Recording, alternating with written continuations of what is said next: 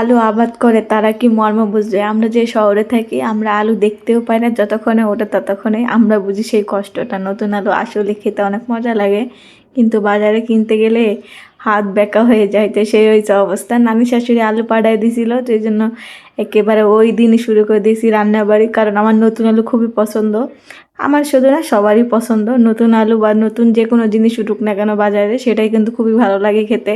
পুরাতন হয়ে গেলে কিন্তু অতটা ভালো লাগে না।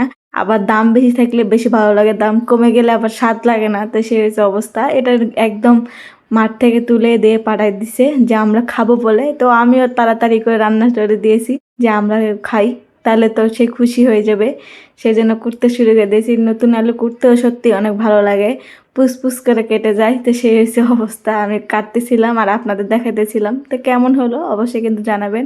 আর নতুন আলু কে কে খাইছেন অবশ্যই কিন্তু কমেন্ট করে যেতে পারেন। আমরা তো খেলাম আজকে, শুধু না অনেক দিন ধরে খাচ্ছিলাম, যখন থেকে উঠছিল তখন থেকেই।